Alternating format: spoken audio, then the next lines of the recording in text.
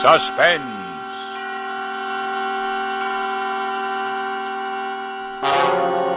Radio's outstanding theater of thrills brings you an hour, a full 60 minutes of suspense. Tonight, starring Mr. Robert Ryan and Miss Ruth Warwick in a play by Devery Freeman entitled Beyond Reason, edited and directed by Anton M. Leder and produced by Robert Montgomery.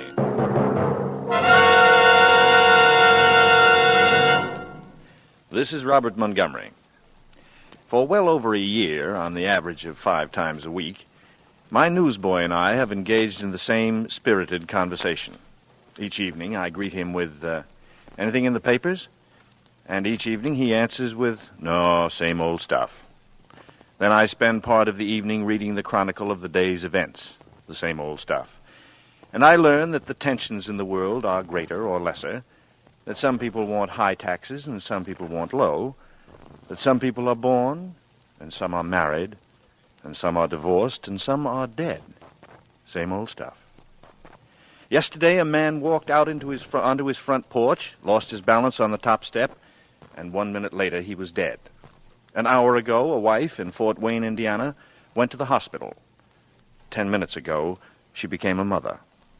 One cycle of life completed, another just beginning. And the newspaper will report them both, clearly, accurately, and without editorial comment. We can assume that in each of these homes, the old patterns of living are broken, and the new ones are in formation. But we can't know what happens next in the history of these two families. And these are very real stories that begin with birth or death. We have one for you today, a story entitled Beyond Reason, and it began this way. At exactly 7:22 on the night of January 5th, Pinkton Carr reached the corner of Post and Stockton Streets in downtown San Francisco. He was feeling fine. He stopped for a moment to look at an attractive window display, and then, still looking back, he stepped off the curb. Hey, look out! No! You hit him! Stop! Stop! Hey, don't run, driver! Stop him! Oh, no, don't look. Oh, the poor man. Oh, call an ambulance. Somebody call an ambulance. This guy's hurt bad. I saw it happen. He just stepped off the curb. Somebody call an ambulance. Call an ambulance. Who is he? Do you know who is he? You mean, who was he? Oh, the poor man.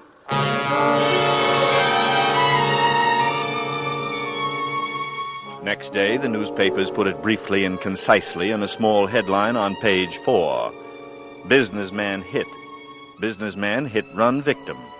You probably read it. Not very interesting unless you knew him. The police were working on the case. Maybe one day soon they'd track down the car. Maybe. It looked like just another one of those things, soon forgotten, over and done with. But a tragedy like that can be a beginning as well as an end. It can start a whole chain of events, generate a whole series of reactions. It can become the genesis of fear, especially in the mind as sensitive as the mind of Evangeline Carr, the eldest of 3 daughters. Vangie Carr, beautiful, lonely, susceptible. Daddy, darling Daddy, why did he have to die that way? How could such a thing have happened to him? Accidents like that don't happen to people like him. Not without some reason. It couldn't have been an accident. It couldn't have been. And who is this man? Harry Newton.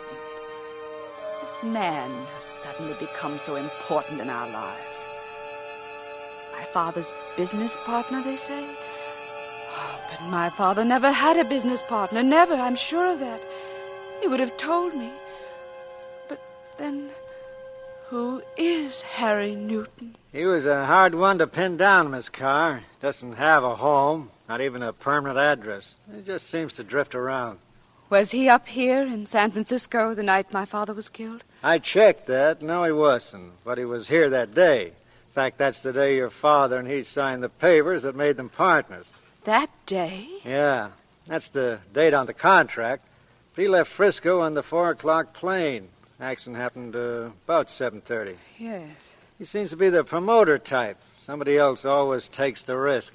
How could my father have made a man like that his partner?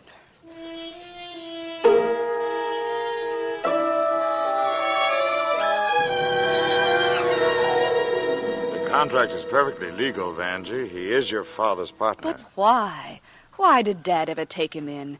Dad contributed all the property. This man contributed nothing. Nothing but himself. Evidently, your father thought him a super salesman. You see, they'd planned to subdivide and sell the acreage here at De La Vista, and he's determined to go through with it. No, I'm afraid there's not much we can do. No, I suppose not. I'm sorry. This is very trying for you and your sisters, I know.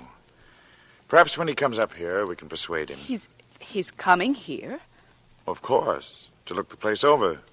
You'd have to stay here quite a bit to get the work started. Oh, yes, of course, I must have realized that, only I never really let myself think about how someday I'd have to meet him face to face. Vanjie, be careful. You don't trust him either, do you? No, I don't trust him either.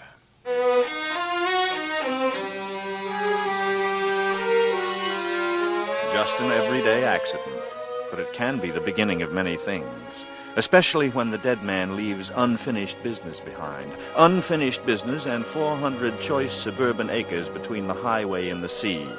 400 undeveloped acres in which any real estate man would see the possibilities. Add to that a partner like Harry Newton and 3 beautiful daughters, especially a daughter like Vanjie.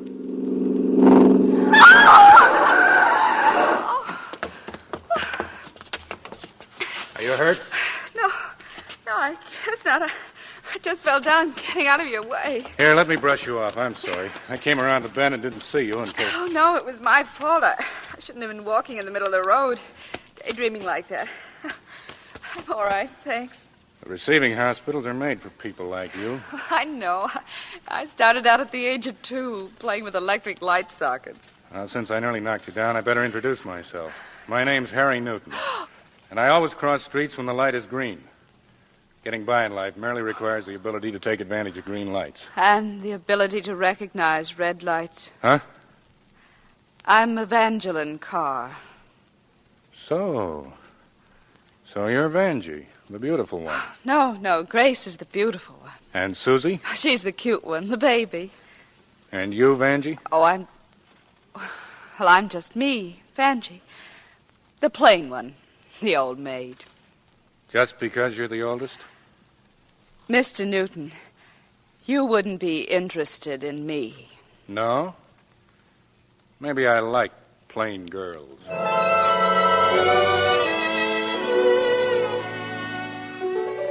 That was the way it was. So sudden I couldn't prepare for it. And I'd met Harry Newton. But what about all those questions and fears in my mind? What had happened to them? I didn't know. Downstairs, Harry Newton was talking to Aunt Martha. Of course you realize, Mr. Newton, this is merely an interview. Our only knowledge of you is that my brother entrusted you with some of his real estate ventures. He didn't entrust me with anything, Andy. He watched me like a hawk. You realize, of course, the responsibilities that go with this venture. We know nothing of your character or affiliations. Perhaps you can supply some of the details. I've got a credit card with the Union Oil Company. Look, Andy, I came 400 miles from Los Angeles to discuss the promotion of a subdivision. It's a little late for references. I'm in this deal with both feet and a legal document. Are you handling it for the kids? Well, not exactly. Well, then let's have a drink and make small talk. You'll learn more about me that way. How about it? Thank you, no. You can make yourself at home. Dinner is at 7. Okay, thanks. Thanks very much.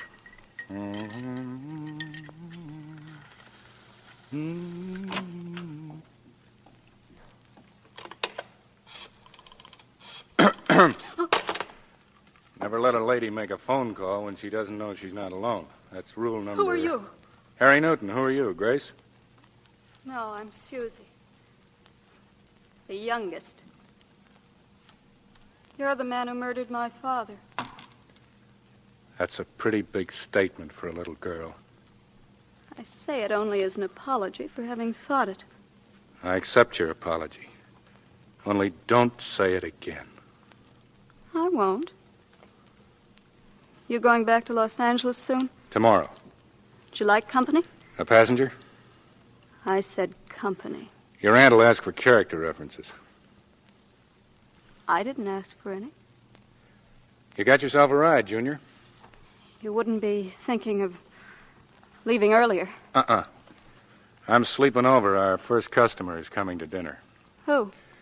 People by the name of Burkhart. Oh? Whit Burkhart and his silly wife, huh? They're awful bores. And get set for some boring neighbors. We plan to sell them a lot. That's too bad. I love company, but I think I'll develop a headache and stay in my room tonight. Unless I can change your mind about leaving. Shall we change the subject? Suit yourself. I just don't want to press my luck too far.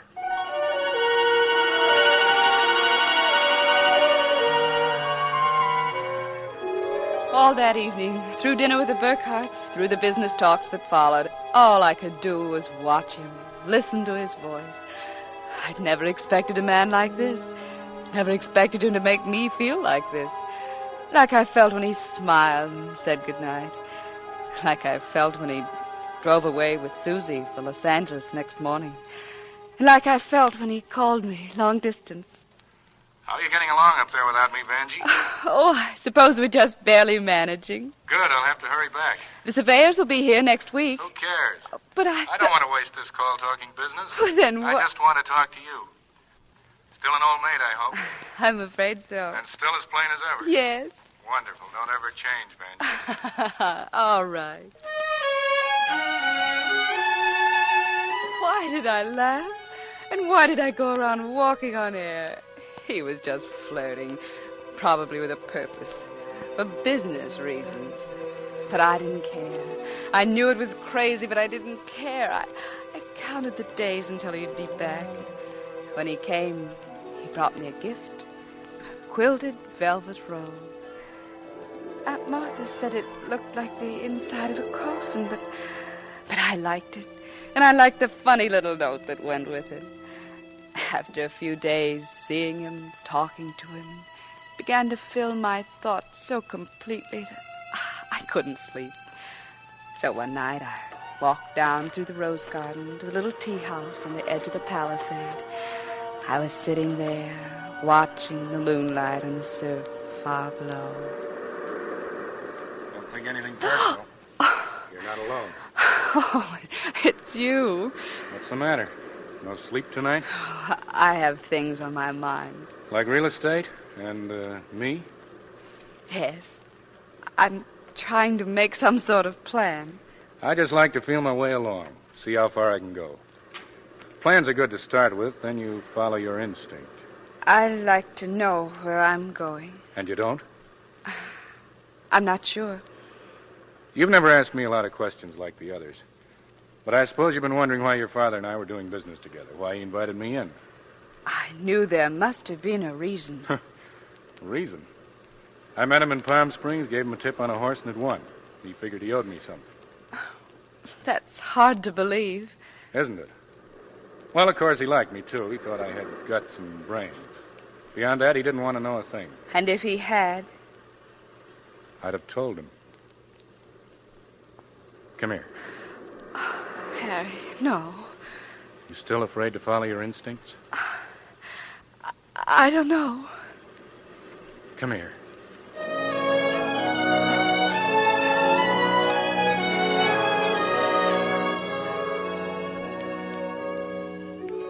It's all so crazy. 2 weeks ago, Harry Newton was just a name I hated and feared. There's nothing of that now. Now he's a man that I love. My husband. We drove to Las Vegas and were married in a little chapel there. Then we had a fast honeymoon, playing roulette, seeing Boulder Dam, just having fun being together. And when we came home again, the words were still ringing in my ears. For better, for worse, for richer, for poorer, in sickness and in health, to love and cherish until death do us part. Until death do us part. I've moved my things into a corner room, Vanjie, so that you and he may have the suite. Relax, Auntie. This is strictly temporary. We'll probably go to Los Angeles eventually. All Harry's friends are there. Meanwhile, I'll have my stuff shipped up. There isn't much. It's packed away in Lou Danch's apartment. He's the one I was telling you about, honey. He owns that restaurant on the Strip. Oh. While you were away, there was a phone call from Mr. Newton. Yeah? From a Miss Kitty Platt. Kitty Platt? Girl I used to date. Oh. Probably wondering what happened to me. I wonder what did. Look at me. Head over heels in matrimony, and I love it. Oh, Harry. Harry. Is that a private match, or can anybody get in it? Oh. Hello, Susie. Hi. You'll have to excuse my lack of tact. Never been a sister-in-law before, and I'm at a loss. Best of everything, sis. You rate it. Well, thank you, Susie. Oh, is anything wrong, dear? You look awfully tired. Hasn't Harry told you? Takes a gentleman to keep a secret. Thank you, Harry. You're welcome. What a lovely wedding band, Vanjie. Nothing temporary about this piece of jewelry. 3 passes at a crap table. Tell me, Vanjie, darling. Did he buy you the short order ceremony or the blue plate? It's very impressive, I understand.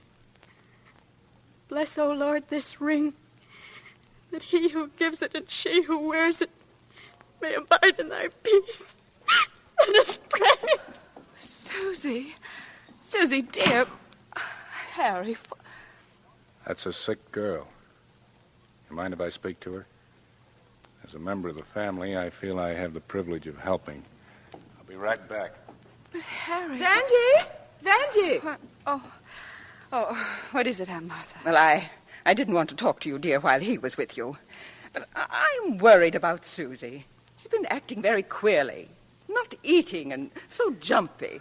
What do you suppose is wrong? I don't know. But she hasn't been herself since she went to Los Angeles. Perhaps if you had a talk with her. Harry is doing that now. Harry? Yes? A stranger? Auntie. Oh, I'm sorry, dear. I shouldn't have said that. It's just that I can't get used to the idea. I mean, his being one of us. But then I hardly know him. It's very hard to know him. Yes, I suppose it is. Well, I only meant that perhaps someone else should talk to Susie. You mean you think maybe Harry has something to do with Susie acting this way? Why, no, Vanjie, I didn't say that. No. No, of course not.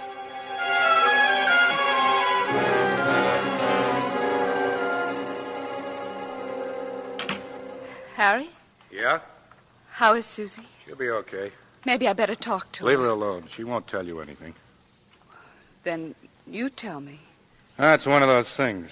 How do the writers put it? Unrequited love. You? Well, if it is, she hasn't told me the whole truth. What did she tell you? Say, how do you turn the heat on in this dungeon of a room? Oh, there's a gas heater in the fireplace, but what did she tell you? Harry? Look, Angel. Are you going to turn on me, too? Don't do it. I need you. I've been rattling around like a pebble in this old drum of a world with nothing to grab onto. Now I'm safe. I've got somebody. This alley cat's got a home. That's you, Angel. You're my roof and 4 walls. Oh, Harry, darling, please understand. It's not that I don't trust you, but I'm worried about Susie. Okay, baby. You talk to her tomorrow if it'll do any good. But right now, don't worry about it. Come on, let's get some sleep.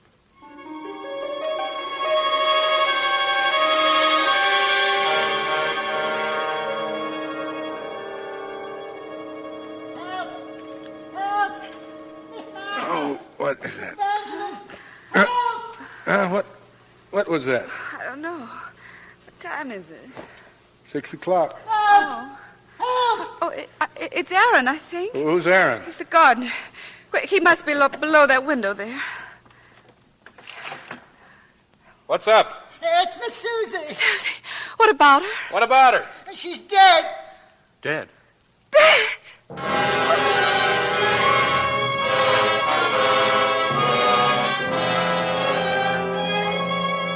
Tragedy begets tragedy. Accidents breed more accidents. Or was this another accident? At any rate, in the grim sequence of events started by that simple accident on a city street, a second member of the Carr family was dead. They say tragedies strike in threes. I wonder. And so does Vanjie Carr wonder. Why? Why did it happen? Why did she do it? What did Harry know? Did he have anything to do with it? No, I mustn't. Just relax now. Rest. That's what I'm supposed to do. Relax. In a few minutes, he'll come up and tell me. Tell me what they're talking about down there. He and Aaron and my sister, Grace. Tell me about it, Aaron, from the beginning. It's hard for me to tell it now, Miss Grace. It's like a dream. He hasn't told it the same way twice. But I tried to. Mr. Newton knows that. Now try again, Aaron. Well, I was up early. Not early for me, but early, and there was a mist and the ground was wet, so I wore my rubbers. I was pinning back the honeysuckle on the trellis near the garage when she came by. Didn't see me, but I saw her, walking as if in her sleep. Yet she looked as if she knew where she was going. And she was dressed and combed and carried a purse. So I said good morning. But she didn't answer and went off into the mist toward the tea house on the edge of the palisade, where there's only one path. And then presently I worked my way down the path through the rose garden to say good morning again, but she was gone. She had jumped into the ocean onto the rocks below, and I found her purse, that purse on the bar, and that riding crop. The riding crop is mine. I left it there several days ago. Oh, I see. All right, Aaron. That's all. You may go now. All right, Miss Grace. Well, Mr. Newton? Harry's the name. Yes, of course. We are related, aren't we? Should I apologize for not belaboring you with congratulatory messages on your marriage? Some people are just naturally short on sentiment. You have other gifts. Thanks. It's just that I have an instinctive aversion to attractive men being snatched from the open market. If I ever get back on the market, I'll send you a credit slip. Planning to get back on the market? Not at this particular time. I see.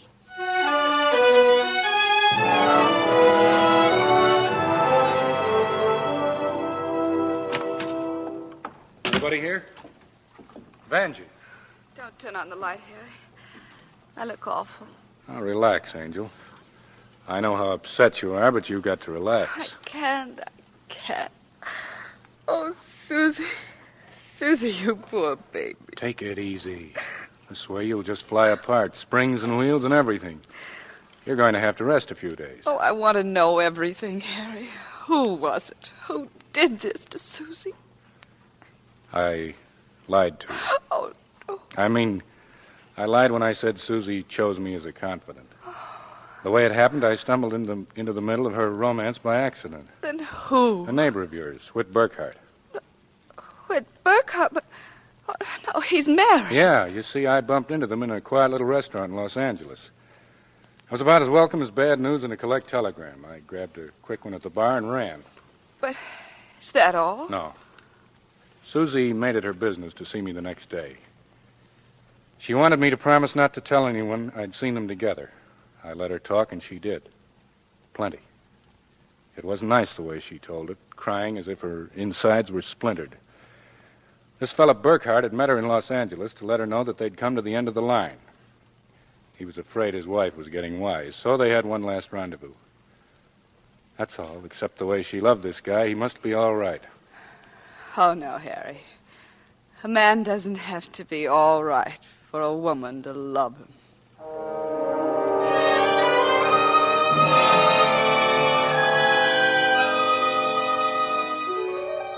The next few days I spent in bed. I was supposed to relax. I couldn't. It was too much to think about. Even the doctor's pills didn't help. And little things made impressions on me. Little things that people said. Your husband took me riding this morning, darling. Mm-hmm. Tell me, Vanjie, how did you ever trap him? I don't know. He just seemed to like me. Well, I guess we're not hard to like. Daddy left us quite a bit of allure. A square block in San Francisco, 4 theaters, 2 open-air markets, and a lovely office building in Los Angeles. In short, a real estate man's paradise. Grace. Sorry, darling. He's so different from my faithful, methodical Lenny, I'm just jealous. Aren't you flattered?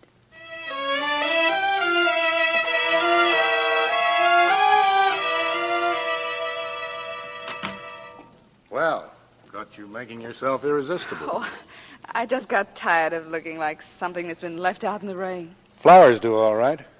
You're very sweet, Harry, but I know my limitations. Nonsense. I think you're very attractive. But not beautiful, like Grace. If we take her for a measuring stick. No one would take Grace for a measuring stick or any other kind of stick. She's the sexy type.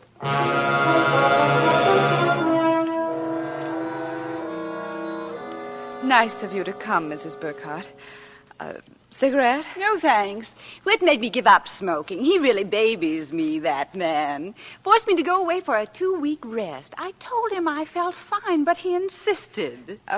Was that when he went to Los Angeles? Los Angeles? Whit hasn't been to Los Angeles in 4 years. Why, no, he went along with me. Of course she was lying. Her husband had been to Los Angeles, just as Harry said he had, with Susie. He must have been. She was just trying to make Harry look bad, and so were the rest of them. That's why I took to listening, to find out what they were up to protect Harry. I listened, even from behind doors. Hello, Newton.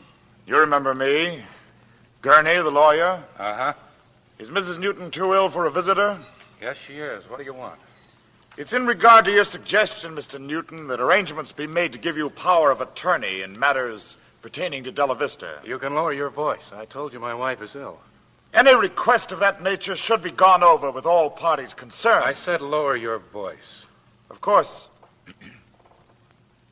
2 untimely tragedies have decreased the number of parties concerned. I'd say you have 2 down and 2 to go, Mr. Newton. What do you mean by that? Nothing. Have you discussed this matter with Mrs. Newton? There's no reason for her to object. On the other hand, there's Grace Carr. You've spoken to her? Not more than a moment ago. It's no go, Newton. Miss Carr, it seems, has developed quite an interest in Della Vista, or some aspects of it. She intends to work with you as closely as possible. Well, that sounds engaging. Yes. For you, it should be a cinch, Newton. I understand you're quite a hand with the ladies. Well, I've had my innings.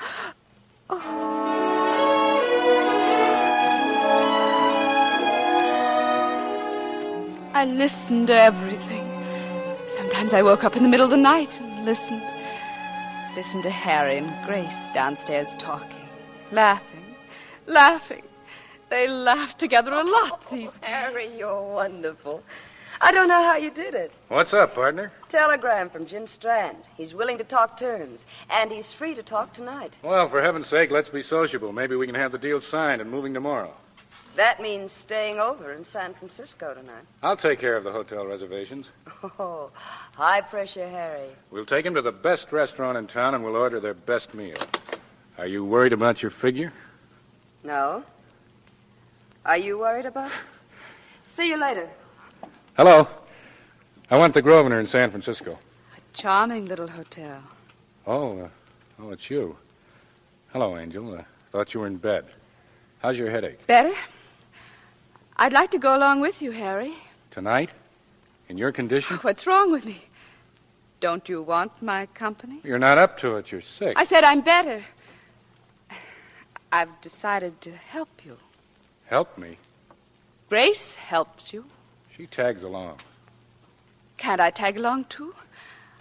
Please, Harry, I want to go with you. All right. Why not? And this afternoon, I want you to take me riding. Did you know I could ride? I'm better than Grace. I've won cups. Shall we go riding this afternoon? Sure, Angel. Maybe that's a good idea.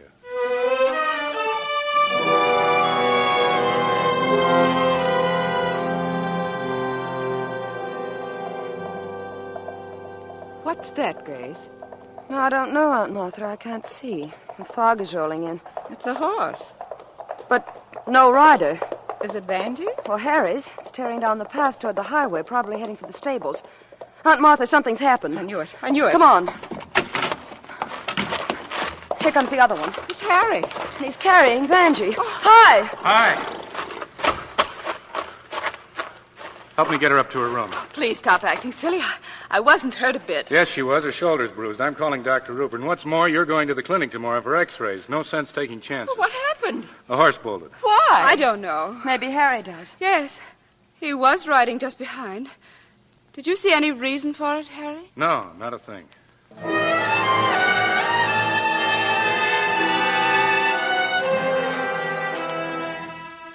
I tell you, Harry, there's nothing wrong with me. Nothing but a simple old-fashioned headache. Maybe you can grab some sleep before the doctor gets here. Why are you making such a fuss? Is it because you don't want me with you in San Francisco? You certainly can't go till we're sure you're all right. Then you're going without me. We'll talk about it later. Get some sleep, Angel. What are you doing? Connecting up your heater. This room is like a tomb. If we take the chill off, maybe you'll sleep. You won't go without me, will you, Harry? Are we back on that again? Oh, I'm sorry. Harry. What? I've made you angry with me, haven't I? No. Do you love me? Sure. It's so strange, this marriage of ours. It's more like an affair, really. It happened so fast. We don't really know each other, do we, Harry? Why did you want me, Harry? Because I love you. Because you love me.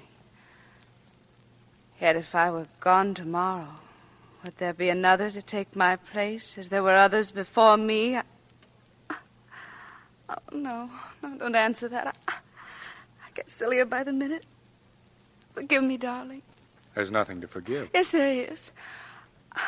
I won't be silly anymore. I'm sure you won't, Angel. Good night. I'll see that you're not disturbed. Harry. Harry.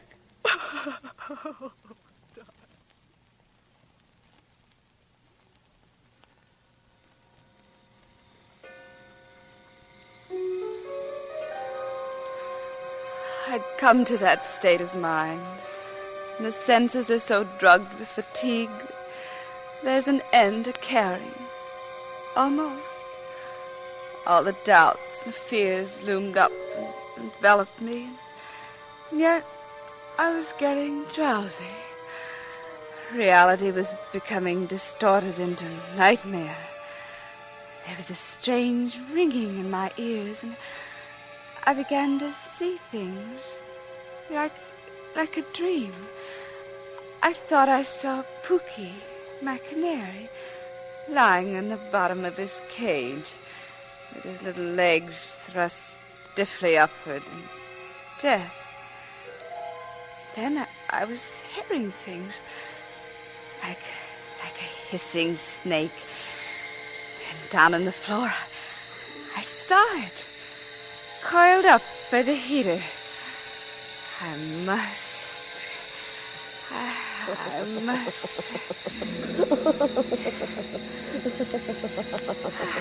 Grace laughing with Harry. Somehow, for the first time, I didn't care. She had no cause to gloat. It would happen to her, too. Just like it happened to Beth and to Susan. And like it was happening to me.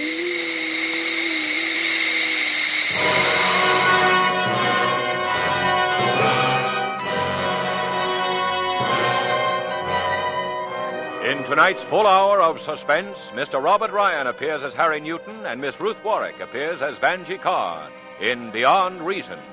Tonight's study in suspense.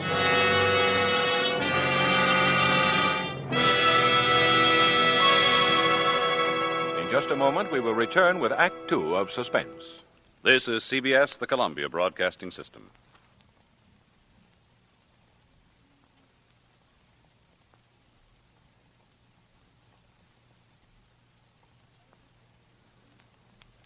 And now, back to our Hollywood soundstage and to our producer, Mr. Robert Montgomery, for Act Two of Beyond Reason, starring Ruth Warrick and Robert Ryan, in a narrative well calculated to keep you in suspense.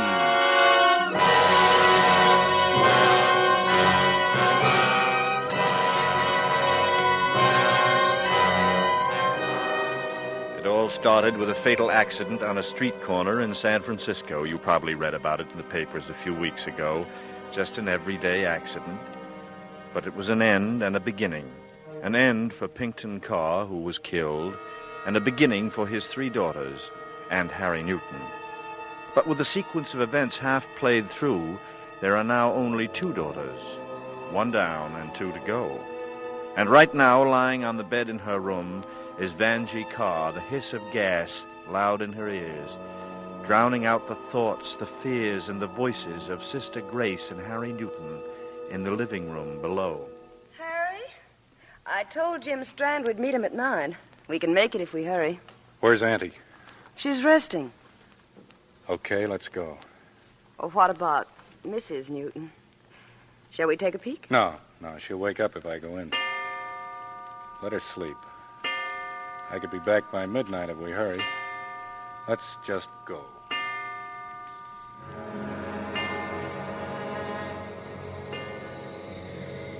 I dreamed that church bells were tolling my death.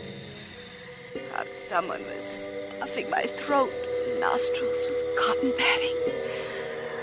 I couldn't breathe. My limbs were bound to the bed. I tried to scream, but I couldn't. I started to spin. The bed was spinning. The whole room was spinning like a whirlpool, ever narrowing, until finally it was as thin as the sound of a bell.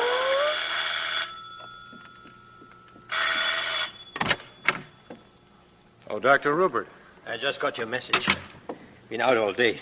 How is she? She seems quite well. I guess my call was a little hasty. What happened? Fell off a horse. That girl, always something. It's been that way as long as I've known her. So she thought she was strong enough to go riding. Maybe that's my fault. It was the horse's fault. Well, I'll go up and have a look. She's sleeping. Oh, well, that's always good medicine. Going someplace? Business appointment. Oh. Well, good night. What was that crash? That came from Vanjie's room. There's something wrong.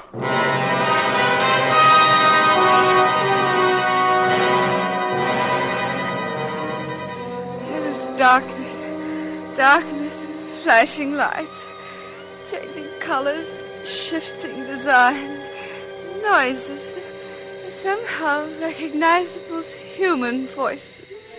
Angie, another blanket. They tried to kill her. Always a danger of pneumonia. He's a murderer. Listen to me. I know. He's a murderer. Angie, lots of coffee. More coffee. Kill her. Blanket. Murder. Coffee. Murder. Vanjie. Murder. Vanjie. Vanjie. Harry. Vanjie. Oh, Harry. Good morning, Angel. Oh, Harry. It's been a tough night, but you came through it as good as new. Last night I wanted to shoot myself. It's all my fault, Vanjie. No, it's not. Don't say that. I thought I connected the heater fine, but something must have happened. Maybe I kicked the pipe. I don't know. Harry. Vanjie, listen to me before they come back in. They may say things about me. Your aunt's got some weird ideas about what happened. Don't listen to them, Vanjie. Don't listen to them. I won't, Harry. I love you, Angel. That's all that matters, isn't it? Yes. Yes, that's all that matters. Well, what's wrong? Nothing, Harry. You don't believe me. I do, Harry. I do believe you love me, but... that is, I want to believe you. I want to more than anything else in the world. You've got to. I will. Are we up, or are we going to sleep some more? She's up, Dr. Rupert. There's a lucky girl. What a fine room for such an accident. Big and drafty. My poor Pookie, my poor Pookie. I'm sorry, Aunt Martha. It's too bad you didn't knock over the bed table sooner. But then it was soon enough, thank heaven. You should get some sleep, Mr. Newton. I'll settle for a cup of coffee. And as for you, Angel, no more trouble while I'm gone. No. You must reassure him, Vanjie. He's eaten with remorse. Disappointment, you mean? He considers the accident his fault. Accident? You keep calling it an accident. Your Auntie Vanjie is very disturbed and full of wild theories. There's no need to theorize. Oh? Oh, the blame is all mine. I got up to get some water, yes. The sleeping pill made me groggy. I must have stumbled on the gas hose and pulled it out without realizing it. I'm always doing things like that. Yes, you are, as long as I've known you. You know, there are those of us who go through life with a predisposition toward having accidents. We actually will them to happen. We, who are thus disposed, live closer to the edge of time than others. We walk in front of moving cars. We fall from high places. We are bitten by snakes and sucked in by riptides. If there's poison oak, we will find it. If there are live wires, we will touch them.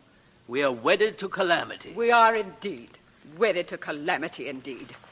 You may discount the other nonsense and be sure of the last.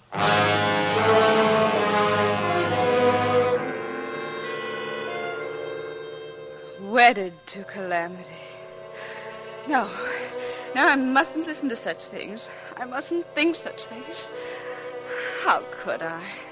When I saw the genuine concern, the fright in his face, when I heard the love in his voice. In those days when I lay resting from my narrow escape, he was sweet enough to convince me I wasn't alone. Not really. Not even when he was away in San Francisco on business. Hello? Oh, darling. Oh, darling, I've missed you. San Francisco might as well be on the other side of the world. Oh, no, darling, come home tonight. Well, then try to. Oh, please, Harry. What? Unto eternity. Oh, yes, darling. Yes. I love you to eternity. Yes, darling. Yes. Goodbye.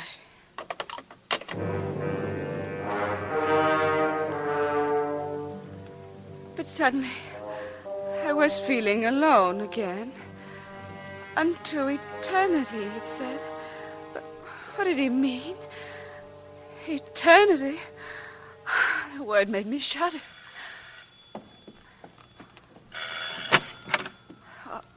Hello? Hello, Vanjie. Well, you don't seem to recognize me. I'm Lenny Walden. Oh. Grace's friend. Oh, yes, of course. Won't you come in? Thanks. Grace isn't here? Well, no.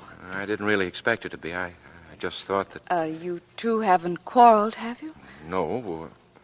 Well, yes, I guess so. Oh, I'm sorry. Well, it was my fault. I'm jealous. I'm in love with Grace, you know. I know. Well, I won't bother you anymore with my problems. Do you care to tell me just what or who you're jealous of? I'd rather not. Well, then may I guess? You're jealous of my husband. Well, don't be. My husband is very much in love with me. If anything, he merely tolerates the way Grace tags along after him and putters in real estate. I guess you're right, Mrs. Newton. It's just that when I saw them dancing... Dancing? Well, Grace didn't even tell me she was in town. Somebody saw them at the bandbox and called me. I guess I was steamed up and anxious to jump at conclusions. I'm an idiot. Not at all. Just a little hasty. I've got to hand it to you, Vanjie. You're a lot more broad-minded than I am. I envy you.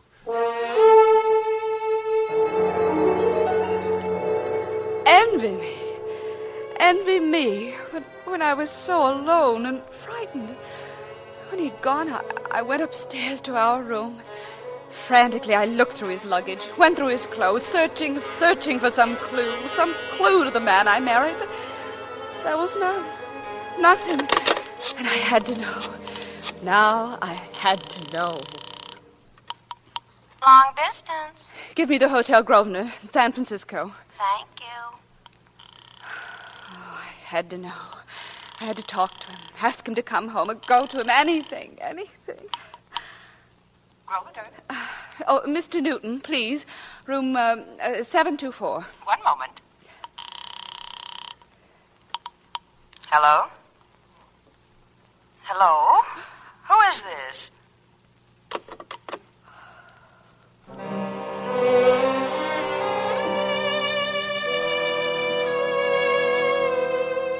It was Grace's voice, without the slightest doubt. I ran out to my car. Grace had answered that telephone in Harry's room. And I knew. Now I was sure of it all. Harry had killed Susie. Whether it had been suicide or murder, he'd killed her. And in the same way, he would kill me. Hey, look at that. That car better slow down for that turn. Hey, look!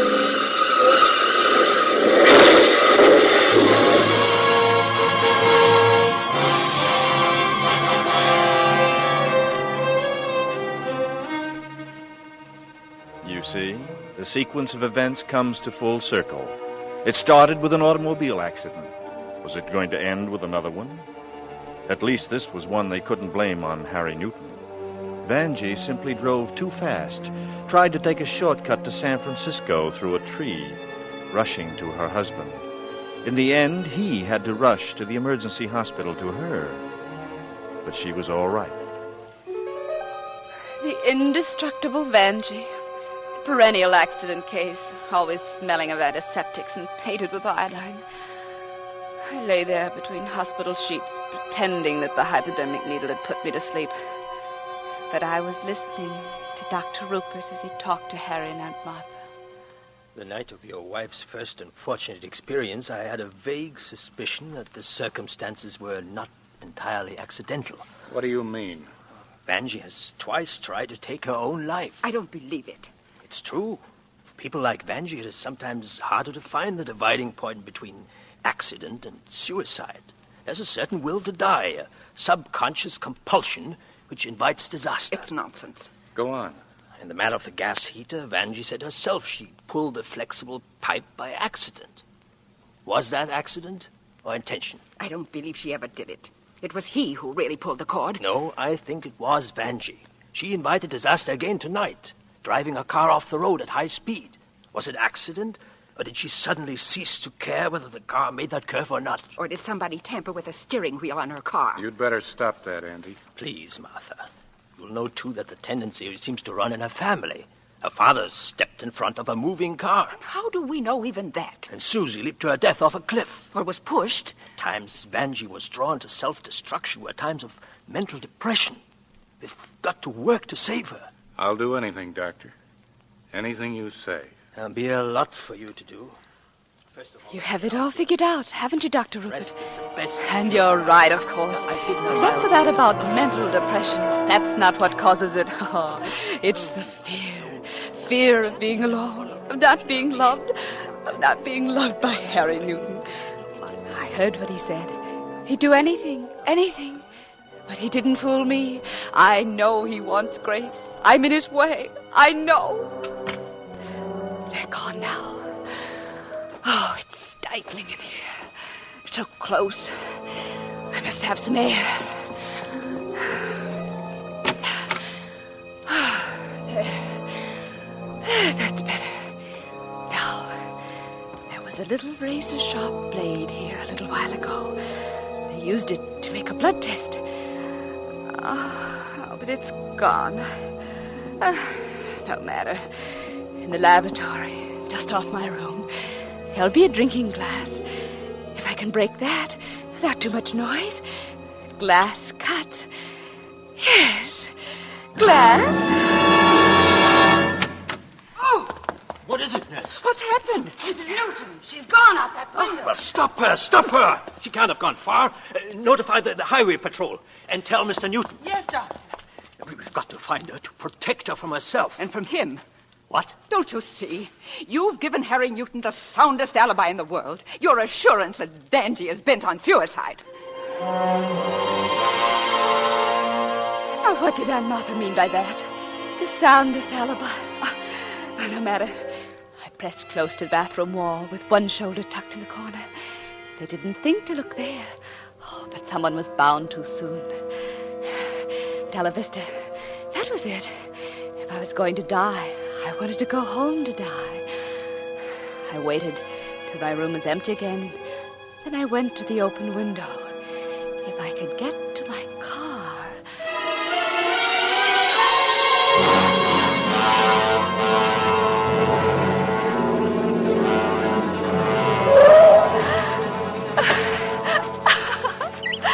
Yes, home. Yes, it was right. It was right to come home. It was going on morning, but it was still dark. The house was pitch black. I went inside. There was a telephone. A stray ray of moonlight shone in it. I could see it plainly.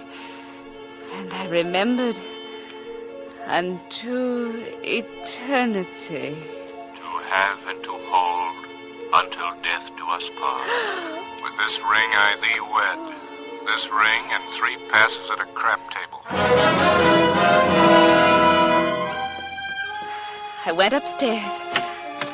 My room was cold, dark.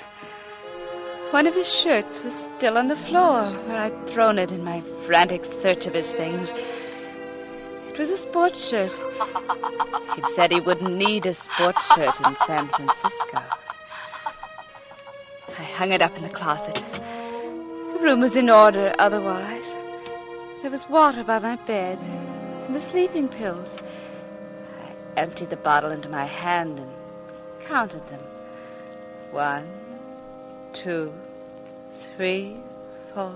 Not enough. I said it aloud. The words boomed in the silence. Such silence. Not a sound.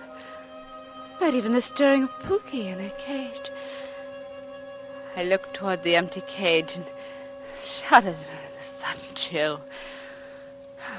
Yes, there was the gas heater close by. I crossed over to it quickly, kneeled down, and turned on the gas. Get a blanket. It's murder. Coffee. More coffee. Kill her. Danger. Blanket. Murder. Kill her. I held the match to the heater and watched it flare up warm and alive. I was beginning to enjoy my borrowed time. That was Harry. Suddenly, in a burst of panic, I knew what Aunt Martha had meant. Dr. Rupert had given him the soundest alibi in the world. The assurance I was going to commit suicide. He'd come to make sure I didn't change my mind. It was dark. I could barely make out the shadowy bulk of him as he looked at the car I'd come in. Then he entered the house, walking fast. Vanjie. Vanjie, I know you're here. Vanjie. I had to have time to think. I had to think out what it all meant. Vanjie, come here. I want to talk to you. Oh, but I couldn't think. The sound of his voice frightened me. All at once I felt terribly depressed. The boat was sinking. The sides were caving in. All I wanted was to get off. I slipped down the stairs, outside, through the rose garden, to the tea house. The night was turning milky. Vision was lengthening by the moment. I couldn't see the surf directly below me, but I could hear it.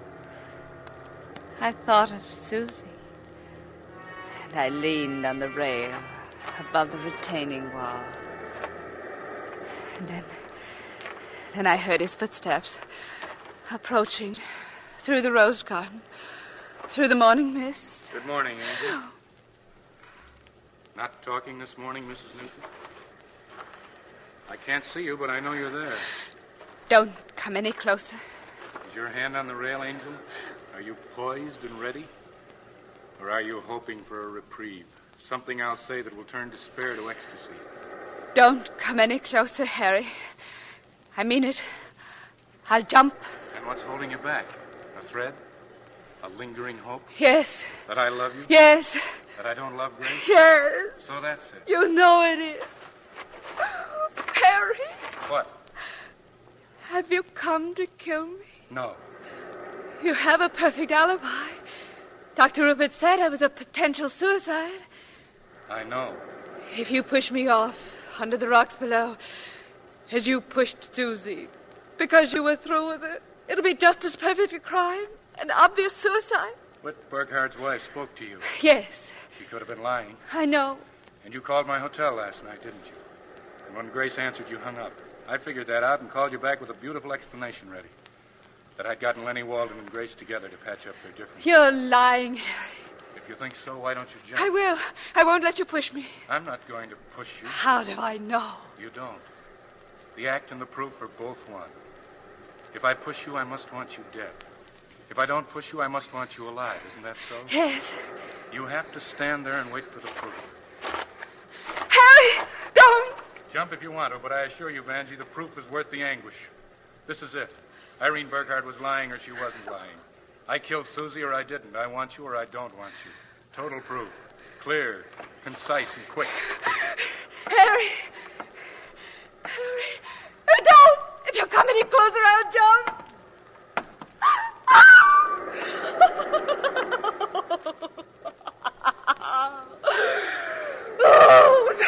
Darling. Darling, I've got to help you. That's all that matters. Everything I said was true, and it's easily proved. Oh, this is all the proof a woman would want. To have and to hold from this day forward. Hold me, Harry. I will.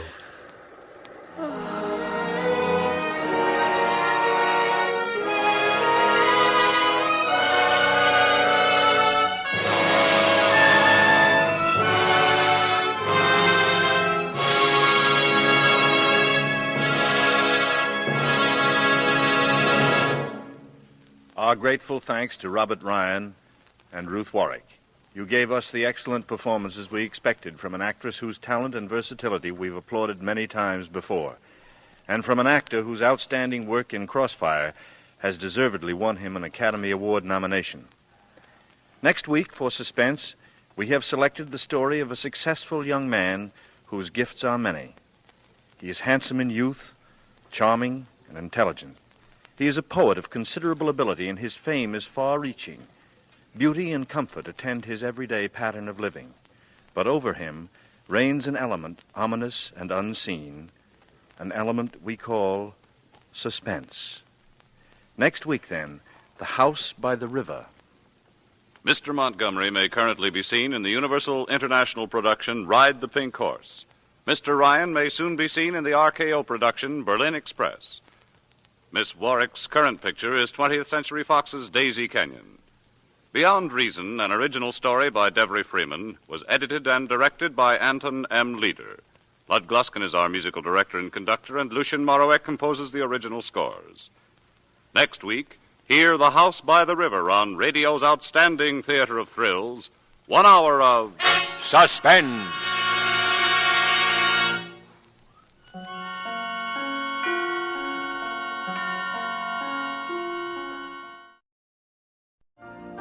You've been listening to the OTR Gold Network.